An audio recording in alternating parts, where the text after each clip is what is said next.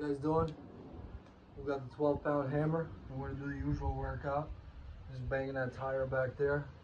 I searched a couple of videos on YouTube or all over the internet to see what's the most consecutive hits on a sledgehammer, but I could never really find one. And also the technique that some of these guys use, they're slamming the tire with this part of the hammer, which basically defeats the whole purpose because you're not stabilizing the hit at the end, and you're misusing the hammer. For instance, like this hammer, when you're demoing things, you're not going to use the flat side, you're going to use the pointy part. So it's very important to be able to stabilize it when it makes contact, rather than just using this and just making it easier. So here we go. Let's try to get in as many hits as possible without stopping.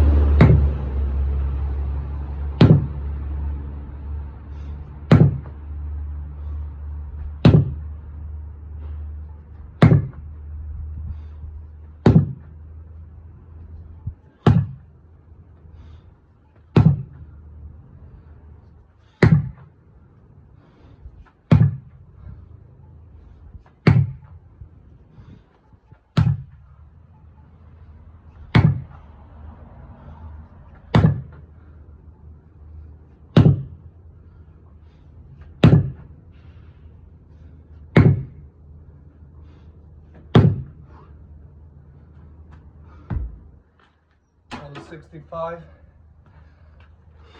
Thank you for watching.